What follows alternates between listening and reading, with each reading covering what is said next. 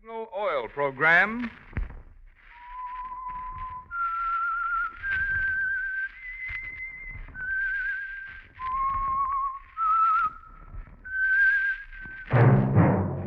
That whistle is your signal for the Signal Oil Program, The Whistler.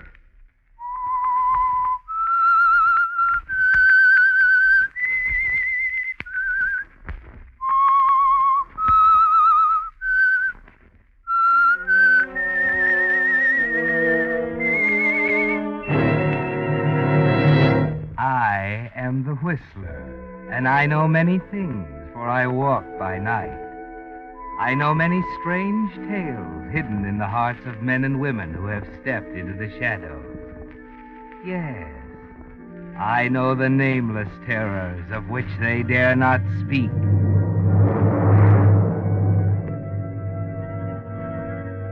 Yes, friends, it's time for the Signal Oil Program, The Whistler. Rated by independent research, the most popular West Coast program. In gasoline, you know, it takes extra quality to go farther. And Signal is the famous Go Farther gasoline. So look for the Signal circle sign in yellow and black that identifies Signal service stations from Canada to Mexico. And now the Whistler's strange story. Murder on Rourke Island.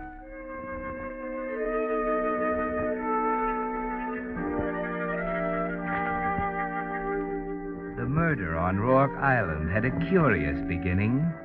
There was no hatred in Keith Brandon's mind, no anger, no malice. In the beginning, there was only relief and freedom and love for a girl named Cathy Dunn.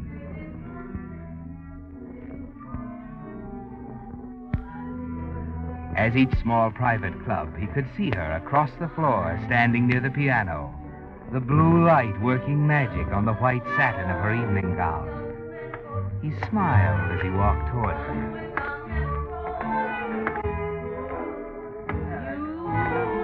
And so Hello, Cathy. above, I'm waiting for the man I love.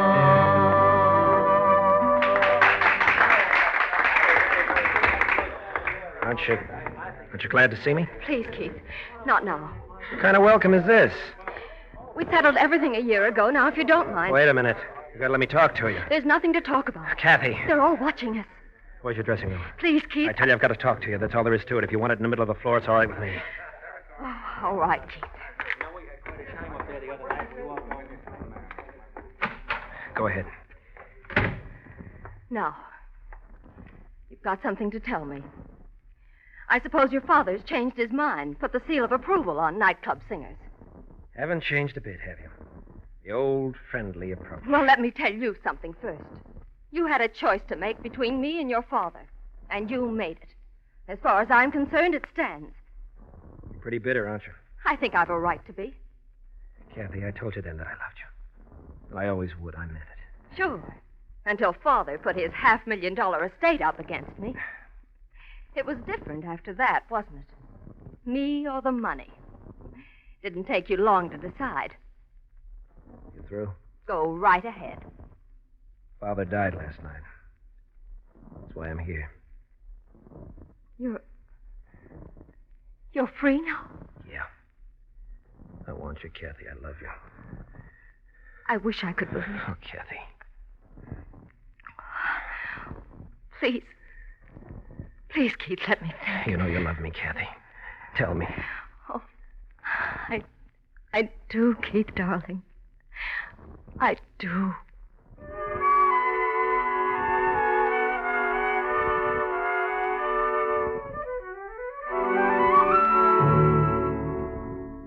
It was worth waiting for, after all, wasn't it, Keith?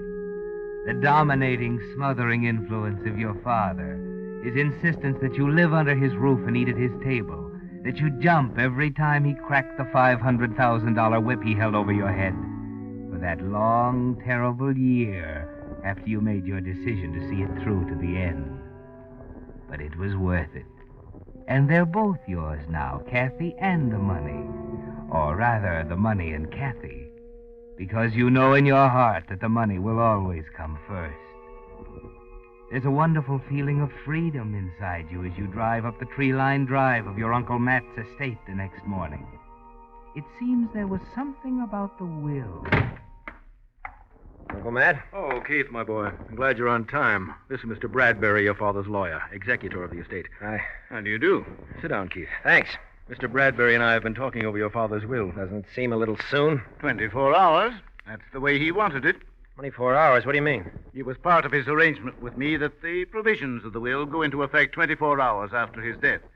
The probate will come later, of course. That's why I called you in this morning, you see. Wonder why he didn't say anything to me about it. There are a lot of things he didn't talk to you about, Keith. What, for instance? His estate, for one thing. Oh, wait a minute. You're not telling me... There was a change. No change. He promised me that when he died, You I'd can have... relax, Keith. The estate is yours. All right, then. Suppose we get it over with. There must be some papers to sign and Just stuff. a minute. The estate is yours, Keith, but it's your father's request that I hold it in trust for you. What kind of double talk is that? Now, take it easy, Mr. Listen, Bradbury. Uncle You Matt, better just- let me finish, Keith. According to the will, I'm to hold the estate in trust. But there'll be monthly allotments to you out of the income. And you will be eligible to receive them as long as... Go on. as long as you live with me under this roof. He can't do this to me. He's dead. That money's Wait mine. a minute, Keith. He tortured me, kept me prisoner in this house for years. He can't do it anymore. You hear? He's dead. He can't reach up out of his Keith, grave. get a hold of yourself. I don't care. I don't care. Sorry I had to slap you, Keith. I just had to do it. Sit down. Uncle Matt. Sit down, I said. Now, whether you're aware of it or not, your father was very fond of you. He felt you still need someone to look out for you. I agree with him. I'm of age. I can take care of myself. You're a highly emotional young man, Keith. Not as stable as you might be. What do you mean, not stable? You did attempt suicide once over a girl. So what? I was a kid in high school. Well, maybe so. I remember it seemed pretty important to your father at the time. So I do a crazy thing in high school, and he decides I need a guardian for the rest of my life. Why are you trying to make excuses for him, Matt? You know what's behind it all as well as I do. He was a bitter, selfish old man who had to have things his own way even after he was dead. Well, this isn't getting us anywhere, Keith. Let's get the thing settled. Nothing I can do then? Tell him, Bradbury. The will takes effect tonight, Mr. Brandon. According to its terms, you must live with your uncle 6 days out of every week. Suppose I refuse. The estate goes to the public hospital fund. I see. How long does this go on? As long as your uncle is alive. After that, I guess you're on your own. Mr. Bradbury, there's nothing in there about marriage, is there? What do you mean? Just a minute, Matt. Mr. Bradbury, supposing I decide to get married and bring my bride here to live, would I be fulfilling the terms of the will? You're not considering marriage, Keith. Answer my question, Mr. Bradbury. Why, no. There's nothing that would prevent it. Great. How'd you like to have another steady boarder, Uncle Matt? Who is it? Cathy Dunn. You broke up with her a year ago. I saw her last night. We're going to be married. When? Tomorrow, maybe. Any objections? You know how your father felt I about don't that? think that makes any difference now. It's nice of the old boy to leave me a loophole. Suppose I refuse to allow her to come here. What about that, Mr. Bradbury? I'm afraid you can't, Matt. He has a legal right to marry and live with his wife. If you refuse to let her come here, you're preventing him from complying with the terms of the will. I see. Uncle Matt, you'd better set an extra place for dinner. I'm bringing Cathy with me.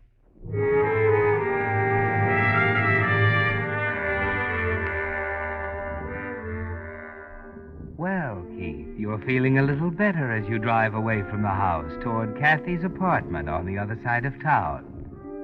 You're on top now, for the first time since the whole maddening thing started 15 months ago, when your father suddenly decided he wanted you with him for the rest of his life. From then on, nothing made sense. There were no explanations, no reasons for anything. He knew when the cards were down you'd do anything for that $500,000. And he was right, wasn't he? You walk up to Cathy's doorway a half hour later, hoping she'll understand. Hello, Keith. How are you, darling? All right, I guess. Something wrong? No, I guess not. I just talked with Uncle Matt. It's not quite the way I told you last night. He was appointed trustee of the estate, and I'm going to have to live at the Cedars. I know. Huh? I've just talked to your uncle on the phone. What did he call you about? To tell me about the will? He had no right to call you. I'm glad he did. You belong there with him, Keith. What do you mean? Please don't make it hard for me, dear. I've decided not to marry you. Oh, wait a minute. He didn't tell you everything.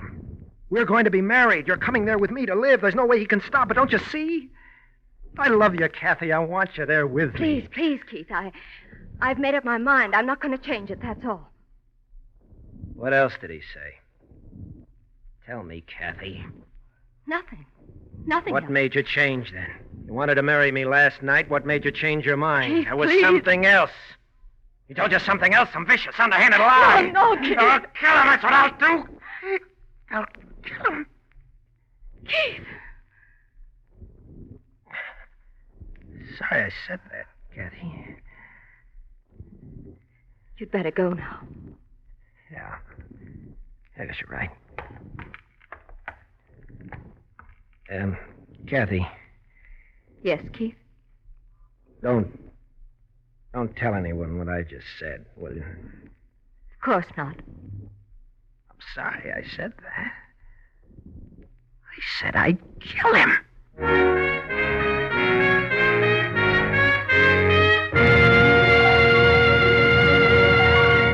With the prologue of Murder on Rourke Island, the Signal Oil Company brings you another strange tale by The Whistler.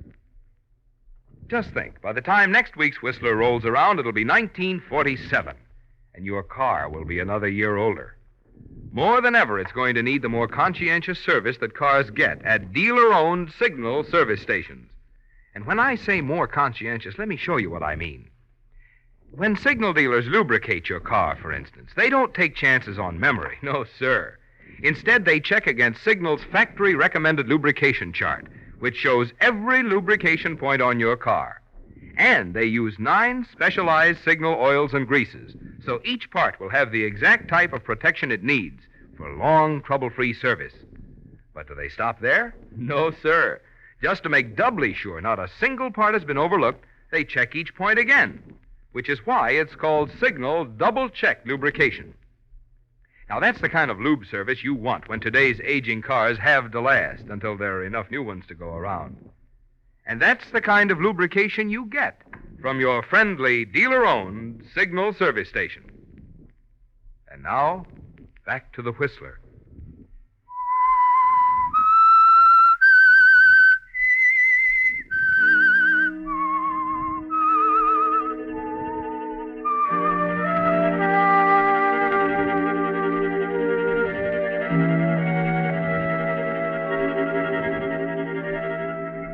Well, Keith, it came to a climax that morning in Cathy's apartment. All the hatred, the frustration, the rage against the idiotic demands of your father welled up inside you and exploded in a single remark. I said I'd kill him. And though you don't know it, the elements are all there, and a pattern is beginning to take shape for the murder on Rourke Island.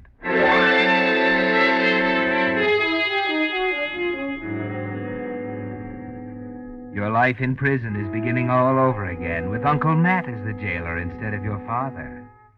6 days out of every 7, Keith. You're free to come and go as you wish, but 6 days out of every 7, you must live with Uncle Matt at the Cedars. There you are, Keith. Thanks. I thought you'd like this room best. Nice view of Lake Washington out of the window here. Yeah.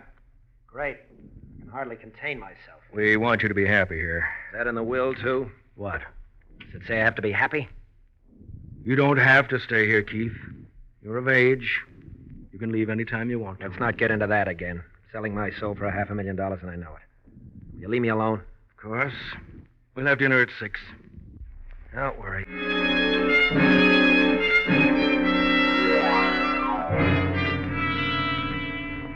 And so it begins again, Keith. And during the weeks that follow, your life falls into a rigid pattern. Breakfast at 8, dinner at 6, evenings in the library with Uncle Matt poring over his stamp collection.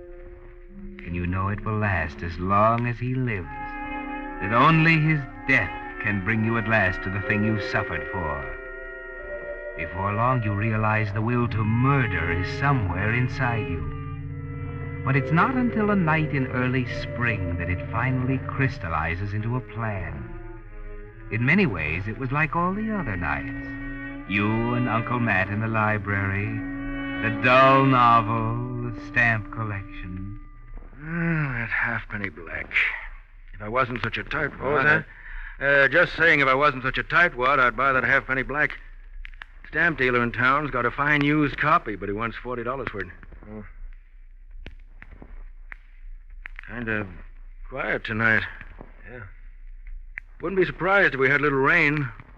When the wind's from the southwest, rain sure to follow. Do I always say that? Every night at 8:55. You never miss. Going to bed? I got a headache. Any aspirin upstairs? Ought to be some in the medicine cabinet. Oh, thanks. I'll take a look.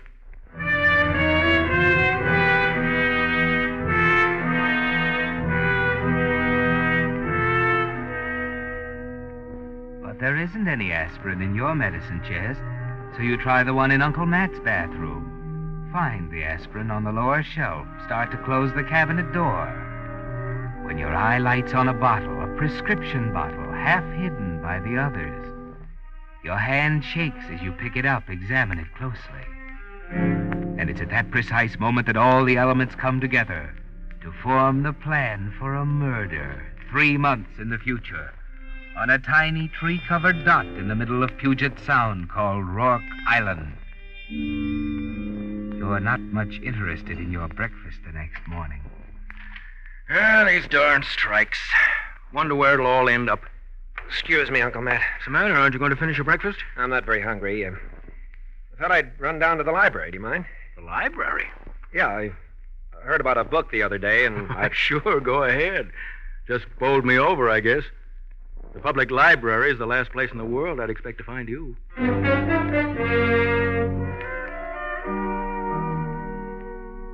Yes, I know I haven't a card, but I don't want to take the book out. I just want to look at it here. What was the title again?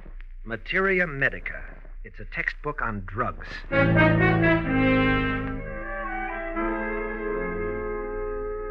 That's a very interesting question. I don't mean to be stupid, Doctor, but... Oh, not at all. The drug is habit-forming, then. Oh, more than that. To a victim of certain forms of heart disease, it's like eating or breathing. It's the difference between life and death. How often do they take it? Oh, once a day, usually. If they stopped? Heart failure, of course. How soon? 2 days, possibly more. It depends. Well, thanks very much, Doctor. Oh, forget it. Always glad to help out a detective story writer. You know, I'm quite a mystery fan myself.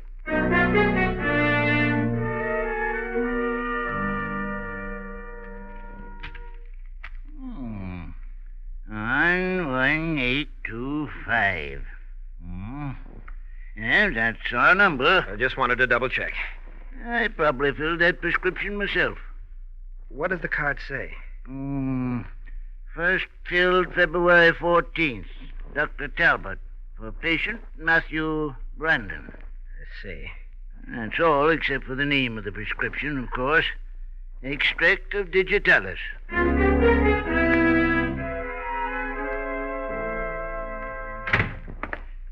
Hello, Uncle Matt. Well, you must have done a lot of reading. Been gone all day. Oh, I had a few other things to do. Oh?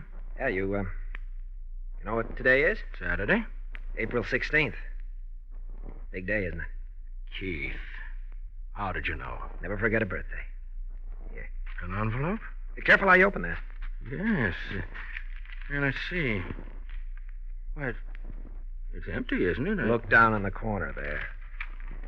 Oh, a halfpenny black. That's right. Stamp you've been Keith. wanting. Okay? I don't know what to say, Keith. Let me say it, will you? I took a long walk today, Uncle Matt. I did a lot of thinking about you and me. I've been awfully wrong. I want things to be different now. I really believe you mean that, Keith. I do. Don't worry, boy. I always thought you had a great heart. Things will be different now.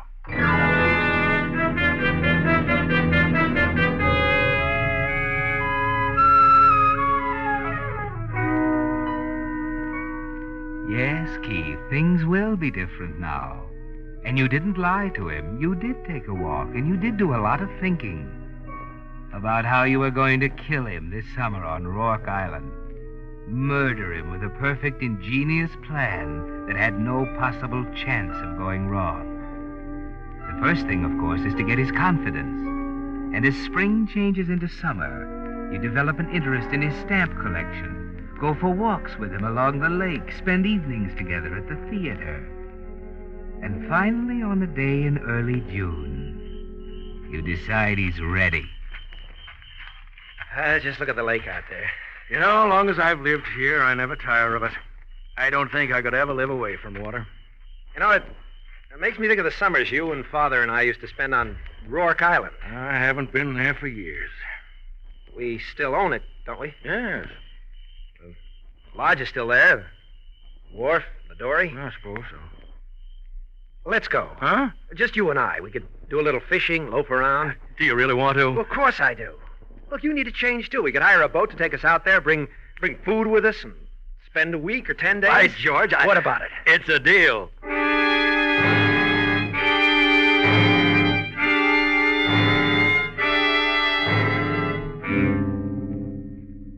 3 days later, as you stand on the jetty on Rourke Island and watch the boat moving out into the Sound on its way back to Seattle, you realize that there's no way you can fail now. That by the time the boat returns, Uncle Matt will be dead of heart failure, and at long last, the legacy will be yours. The doctor told you he couldn't last 2 days without digitalis. 9 should make it certain.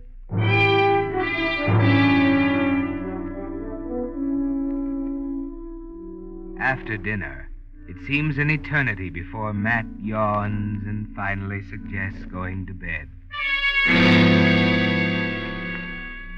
You lie there tense until almost midnight. He's sound asleep now, breathing heavily as you quietly get out of bed and slip on your clothes. First, the small boat moored down at the jetty. Now this rope. There. That ought to do it. You cut it loose. Stand there a minute, watching it drift out with the tide. Then you hurry back to the house. On the kitchen table is the portable radio telephone Matt brought along as a safety measure. You take out the rectifier tube. Walk quietly to the rear of the house where he can't hear. But the most important thing of all is the bottle of digitalis you'd seen him slip into his luggage when he thought you weren't looking. You carefully feel through the suitcase at the foot of his bed. Take it out. Make certain it's all he has. And then walk to the sink. You empty it. You fill it with water from the faucet. 5 minutes later, it's back in place in the suitcase. There's nothing to do now but wait.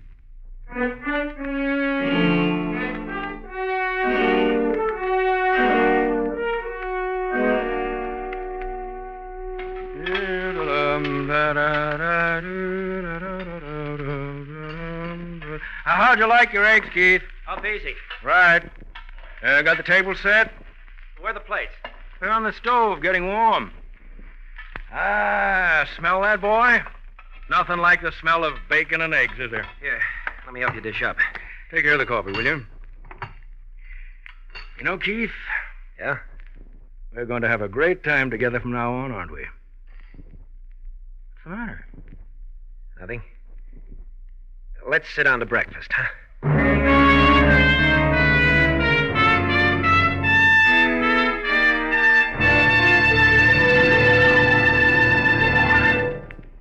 Whistler will return in just a moment with the strange ending of tonight's story.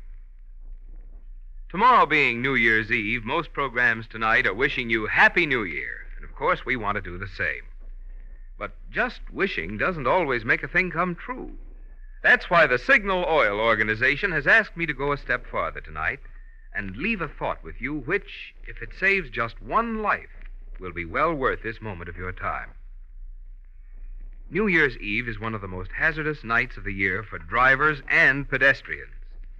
Many people are at the wheel who shouldn't be. Cars are old. Driving conditions are not good. If you don't absolutely have to go out, don't. But if you must drive, take it easy. Keep the speed down. Keep a sharp eye on other drivers and pedestrians. I know these are somber words for an occasion like this, but if all you friends of the Whistler will just remember them tomorrow night, it'll go a long way toward keeping some unnecessary auto accident from marring the Happy New Year, which we of the Signal Organization hope will be yours. And now, back to the Whistler.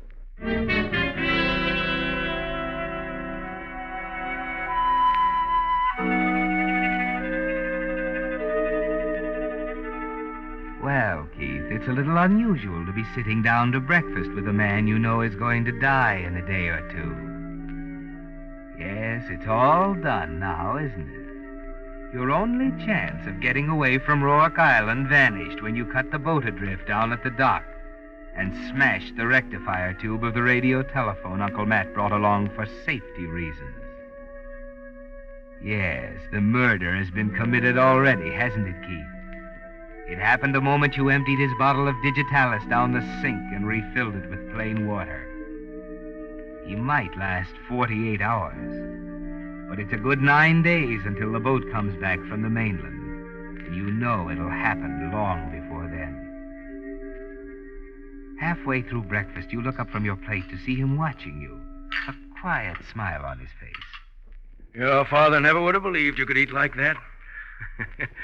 You know, Keith, you're a different boy now than the one he knew. Is that good or bad? It's wonderful.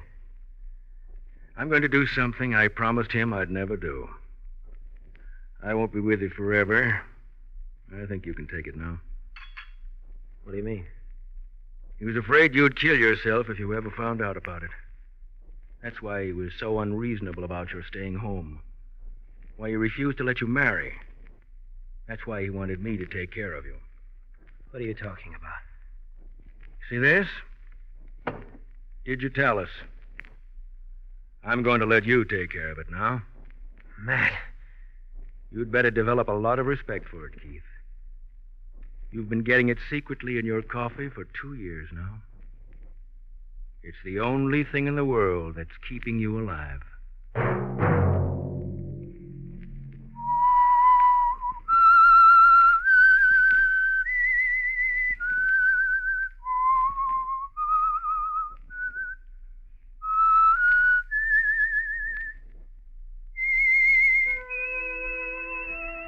Let that whistle be your signal for the Signal Oil program, The Whistler, each Monday at 9, brought to you by the Signal Oil Company, who have asked me to remind you, to get the most driving pleasure in 1947, drive at sensible speeds, be courteous, and obey traffic regulations.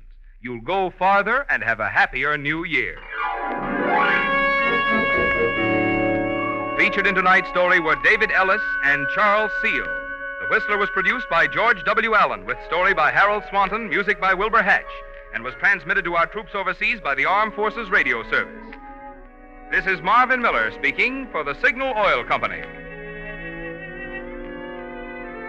This is CBS, the Columbia Broadcasting System.